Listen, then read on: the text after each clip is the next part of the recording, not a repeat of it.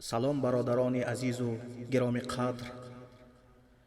البته به البته هر یکی ما و شما میدانیم که هر یک بنده چشنده مرگ است، که ما از خدا آمدیم و به سوی خدا باز میگردیم، که ما از خاکیم و خاک است جای ما.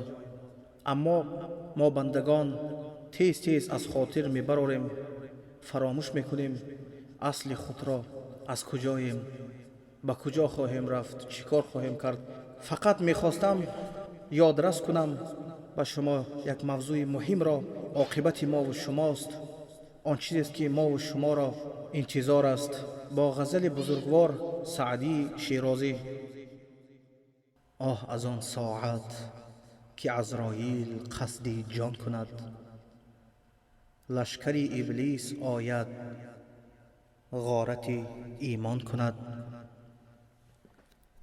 آه از آن ساعت که یاسین خان نشیند بر سرت، گوش نبود مر تو را که سمع آن کند. حضرت سعدی میگویند آه از آن ساعت، وقتی که فرشته جانگیر می آید برای گرفتن جان ما و شما، و در همان دم در برآمدن جان آدم از لقابش بنده تشنه میماند، میخواهد همیشه آب نوشد. بعد شیطان ها در همان مدت با یک کاسه آب خنک، آب صاف نزد مرنده پیدا می شود. میگوید مرا خدا بگو و من به تو این کاسه آب را می دهم. یعنی که لشکر ابلیس آید غارت ایمان کند، میخواهد از تو ایمان تو را بگیرد. در همان آخران نفس ها هم وقتی که آدم مرنده هست، در بالای این شخص سوره تبارک، سوره یاسین، یعنی که سوره ها از قرآن در بالای سریشان قرائت کرده می شود. سعدی میگوید در همان مدت گوش نداری که آیه های قرآن را بشنود، گوش نبود مر تو را که سمع آن کند، شنیدن آن کند. آه از آن ساعت که خویش و اقربا در حرقتند، و از خروش و ناله هایت دیده ها گریان کند.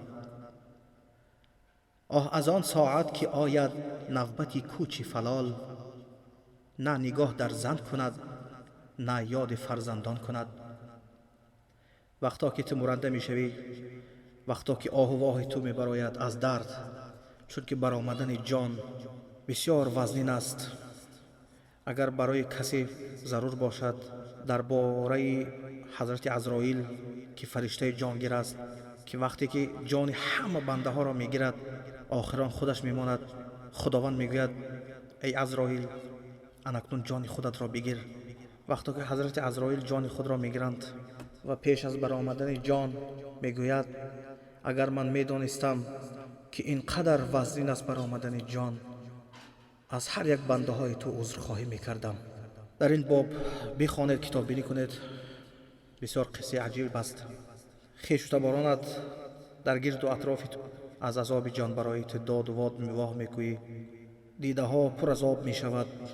وقتی که نوبت تو آمد، وقتی که فرشته جانگیر به کوچه تو آمد، نه اندیشه زنی تو میکند و نه اندیشه پدر و مادر و فرزند و دیگران. آه از آن ساعت که مرکب از کمین بیرون جهد، فرغوانت را برنگی زعفران یکسان کند. آه از آن ساعت که از بستر و تنشویت برند، گور باشد منزلت کنجی لحد زندان کند. میگوید وقتی که جان از تنت برآمد، تو را برند بشویند و به منزل ابدت که گور هست، زندان هست، لحد است، در همانجا تو را زندان کنند. آه از ساعت که زین رویی که می نازی به حسن، ماه رویت را قضا اندر کفن پنهان کند. آه از آن ساعت که بالیشت پاره خشتی بود، بستر ابریشمت را اجل ویران کند. میگوید همین رخ زیبای تو را با کفن پنهان کنند اینک جایگاه تو فقط خاک است و بالشت تو خشت است. آه از آن ساعت که بنشیند نکیر و منکرت، با نمودی آتشینت پرسش از ایمان کند. آه از آن ساعت که اسرافیل سور اندر دمد، قبر بشکافد به محشر مر تو را حیران کند. آه از آن ساعتی که وقتی که دو فرشته نکیر و منکر از ایمان تو سوال می دهند: دینت چیست؟ ایمانت چیست؟ خدایت کیست؟ پیامبرت کیست؟ خدا برای همه ما و شما در آن وقت زبان گویا را نصیب کند. هر یک مسلمان انشاءالله که جواب می دهد این دو فرشته از همه فرشته های بدهیبت ترین هستند، از یک نمود ایشان، از یک افت ایشان دل آدم می کفد. آه از آن ساعت که اسرافیل سور اندر دمد، قبر بشکافد به محشر مر تو را حیران کند. محشر گفته همان میدانی که خداوند در قرآن میگوید که پس از قیامت، وقتی که قیامت قائم شد، از حضرت آدم تا آخران بنده همه برمیخیزد. یعنی که فرشته حضرت اسرافیل در همان سور خود می نوازند و همه برمیخیزد در پیش خداوند خود. سوال و جواب سر می شود. خداوند همه را نامه اعمال همه را می کشاید.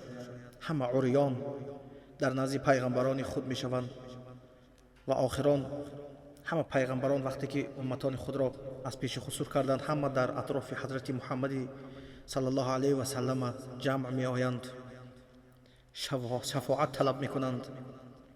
خلاص حضرت اسرافیل فرشته هستند.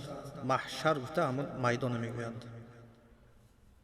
آه از آن ساعت که باشد قاضی محشر خدا، پرسش از کار تو باشد نامه ها انعام کند.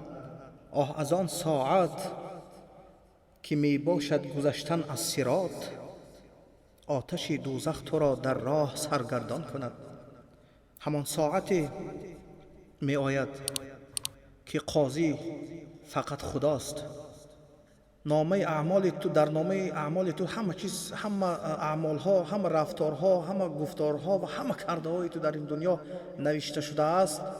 خداوند با دلیل همه آن را نشان می دهد برای تو. وقتی که از پل صراط می گذری، صراط یعنی که پل است، کوپروک است. وقتی که از پل صراط می گذری، آتش دوزخ تو را می خواهد رهگون زند، پیش پای زند تا که تو افتی. هر آن کسی که می گذرد انا به جنت داخل می شود و هر آن کسی که می افتد البته به البته به دوزخ.